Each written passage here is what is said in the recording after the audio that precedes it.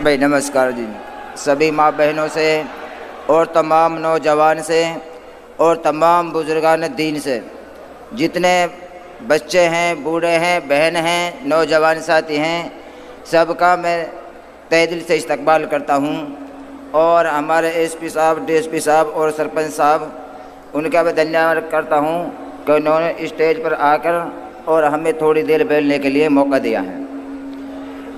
कि मैं सबसे यही बात कहूँगा कि इस बात को ध्यान और तवज्जो से सुनना कि जो आज का इस दौर के अंदर जो मसाइल चल रहे हैं वो ये चल रहे हैं कि आज हर इंसान अपने अंदर अक्लमंद हुआ है, सब होशियार हैं। चाहे वो पागल है वो भी अपने को होशियार समझता है, चाहे पागल है वो भी अपने को होशियार ही समझता है। लेकिन मेरी माता बहनों और तमाम नौजवान साथी और तमाम बुजुर्गीन, इस बात को ध्यान और तवज्जो से सुने कि 4 दोस्त थे। कितने? 4 दोस्त थे और वो आपस में काम भी करते थे, काज भी करते थे।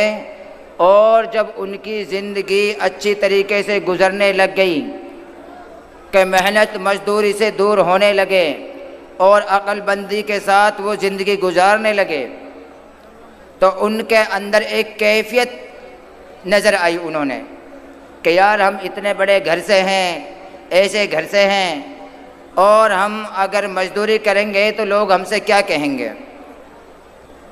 कि हमसे लोग क्या करेंगे। कि जो आज का दौर चल रहा है, इस दौर के लिहाज से मैं इस बात को बोल रहा हूँ कि आज का दौर जो नौजवान साथी हैं कि जिन्हों के अंदर तरह तरह की बीमारियां पैदा हुई हैं। सबसे पहले हमारा पंजाब बर्बाद हुआ था और आज इसी तरीके से हमारा हरियाणा भी बर्बाद हो रहा है। कि वो सबसे पहले जो चीज़ें हैं मैं उसको बताता हूँ कि वो अपने अंदर अक्लमंद बना करते थे। जब इतना वक्त आ गया उनके करीब कि वो खाने पीने के मोहताज बन गए, कोई उनके लिए दुकानदारों में, बाज़ारों में कोई चीज़ उधार भी नहीं देते थे। फिर घर में उनके लड़ाई झगड़े होने लगे, बीवियाँ भी, माँ भी उनको बुरी बोलने लगी और कहती कि भाई तुम कमाते क्यों नहीं हो।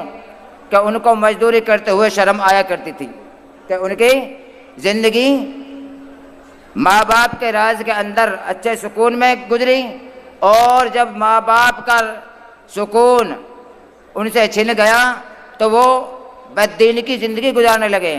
इसी तरीके से आपस में मशवरा करा, इस बात को ध्यान तवज्जो सुनना। उन्होंने कहा भाई चलो कहीं कमाने के लिए चलते हैं। जब वो कमाने के लिए चारों के चारों निकले तो घर पे बोला उन्हें कि हमें खाना दे दो। घर से खाना बांध कर और वो चल दिए, और जाते जाते रास्ते में बहुत लंबे निकल गए, लेकिन उनके लिए कहीं मजदूरी नहीं मिली। क्यों नहीं मिली? कि माँ बाप की उनके ऊपर बद्दुआ थी, माँ बाप की उनके ऊपर बद्दुआ थी।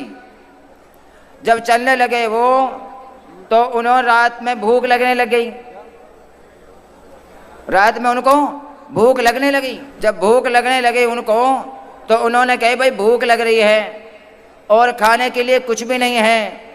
तो क्या हुआ कि जो शाम को खाना था वो उन्होंने सुबह के लिए रख दिया।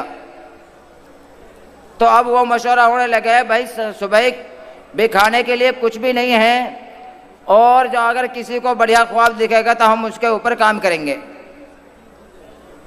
लेकिन जब इंसान सो जाता है तो उसको कोई होश हवास नहीं रहती।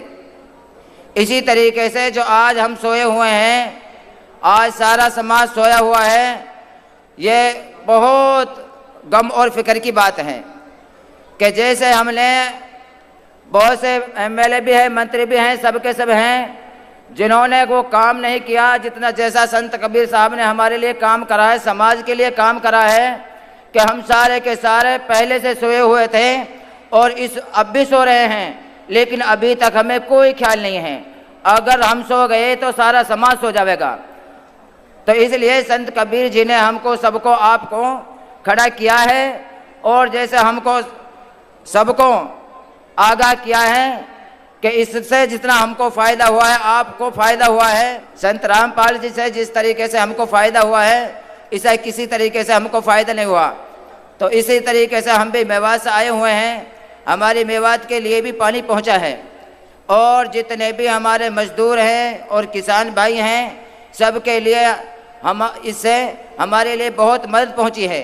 इसी तरीके से हम आप सबसे कहते हैं, माता बहनों से कहते हैं कि भाई जो संत रामपाल है, जो संत रामपाल जी हैं, ये संत कबीर भी हैं। इसी तरीके से हम इसको सम्मानित करते हैं और इसी तरीके से हम इसका आदरणीय शुक्रिया अदा करते हैं। और आज सभी से भी दरख्वास्त है और हमारे से भी दरख्वास्त है, बुजुर्गों से भी, बच्चों से भी, कहीं हम तहे दिल से शुक्रिया अदा करते हैं। अब मुस्लिम समाज, मेवाती मुस्लिम समाज संत रामपाल जी महाराज को मुस्लिम टोपी पहनाकर सम्मानित करेगा।